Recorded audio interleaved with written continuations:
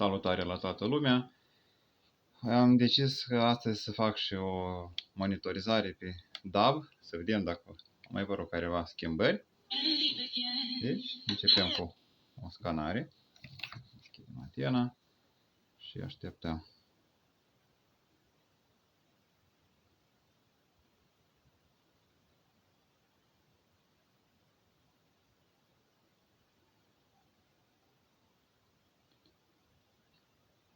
Ela, prețurile scad, iar dragostea crește.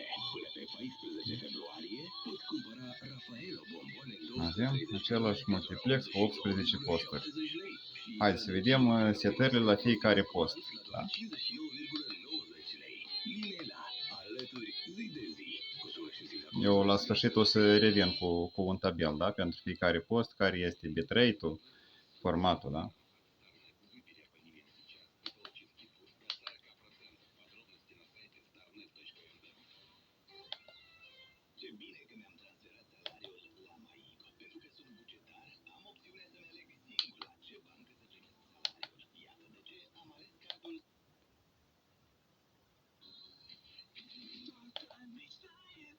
Uitați-vă, am introdus și logo-ul postului, da? În timp, adică unele posturi au logo care nu merge cu logo-ul Radiocomului.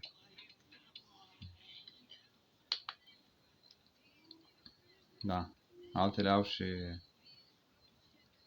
RDS, da? Cu numele pieselor.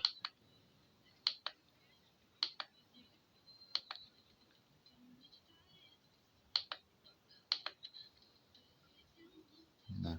Sau aparatul meu probabil nu recunoaște caracterele chirilice.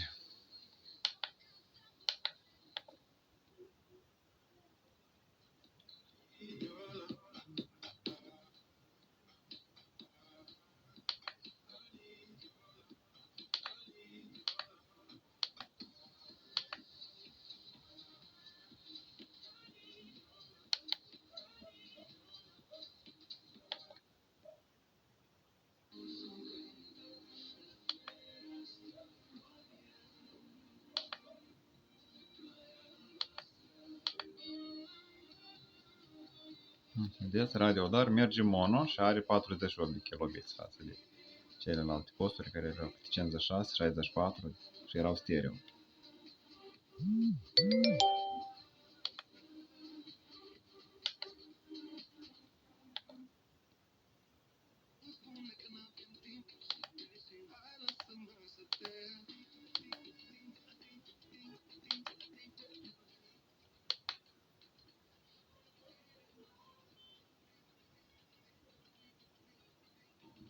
Da, trebuie de așteptat puțin ca să se încarcă logo-ul la fiecare post de radio. Deci, de fapt, logo-ul l-am văzut doar la Eco FM. Celălalt cu Radiocom apare la alte câteva posturi. Aici și denumirea pieselor apare.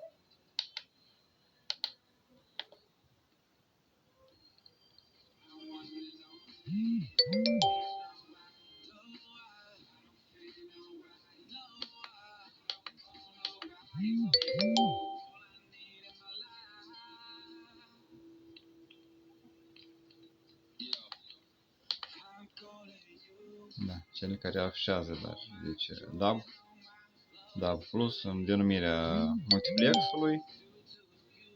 Asta probabil n-au. Denumirea pieselor nu este afișată și nici logo personalizat.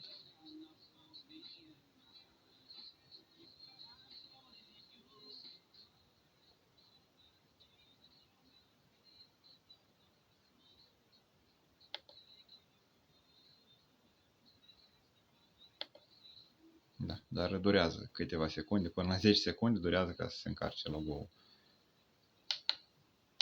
Să vedem următorul post.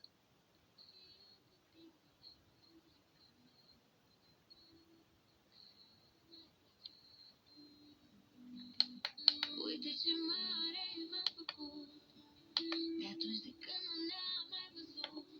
Mă vezi peste tot. Aici, alt logo de la Radiocom. personalizat. Bravo. Testează, da? E multiplex de test.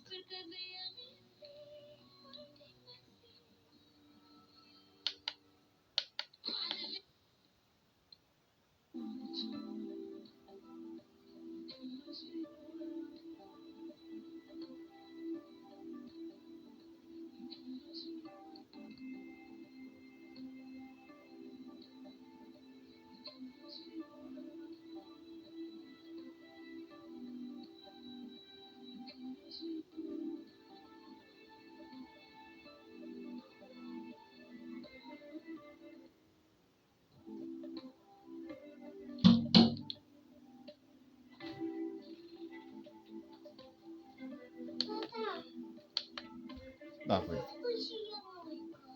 Uite-te cum un pic filmează.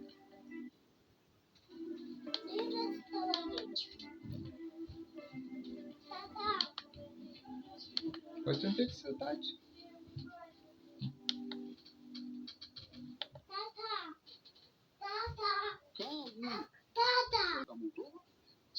Deci, Radio Moldova. Da, cu logo-ul. Foarte bine, foarte interesant. Deci, un update bunișor. Da, deci, tipul stației, fiecare are separat 64. Dumneavoastră spuneați că înainte de a ne integra în piața europeană a energiei. Sunt Marcel German și pentru alte descoperiri muzicale vă dau întâlnire săptămâna viitoare. Pe curând!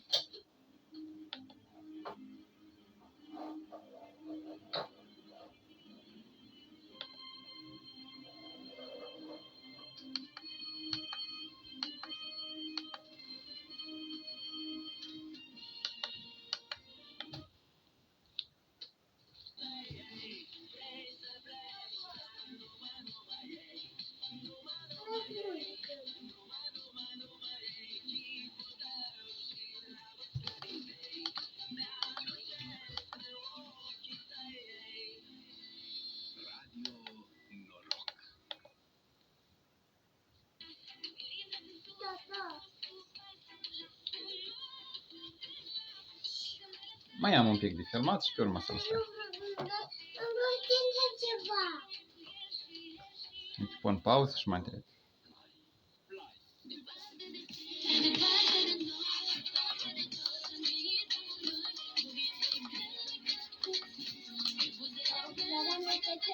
Da, Radio Fly cu 48 de kilobits și mono.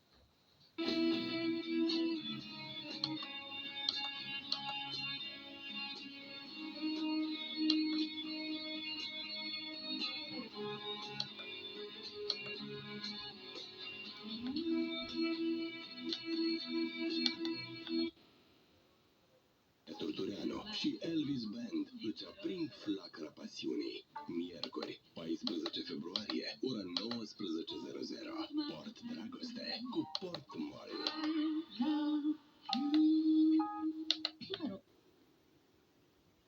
Moldova Tineret. Bună, ora 18 ne arată ceasul. Emisiunea Generația mea răsună în difuzoarele tale. Eu sunt Mădălina Șalar și sper că ai parte de o seară reușită. Cu bună dispoziție, continuăm această zi de marți. Aflăm mai multe despre obiceiul de a citi, dar și despre biblioteca personală a lui Charles Darwin. Răsfoim cărți și descoperim lucruri noi, dar la fel descoperim și melodii noi. Ne cântă imediat Zaz cu Comme ci, comme ça.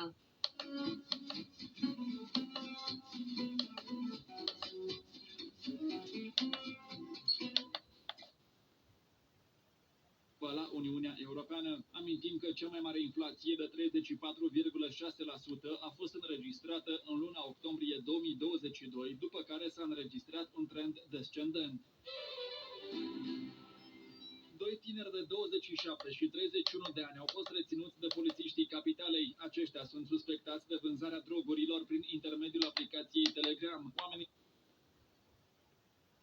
Сегодня в мире насчитывается 1 миллиард 250 миллионов взрослых курильщиков. У нас сегодня на 19 миллионов курильщиков меньше, чем 2 года назад. Это первый раз, когда мы видим такое снижение, отмечает директор Da, cam astea au fost по укреплению здоровья. posturile, 18 posturi de radio cu diferite bitrate-uri, unele cu logo, altele cu denumirile pieselor. Asta e. Ascultăm radio digital în Chișinău și împrejurimi.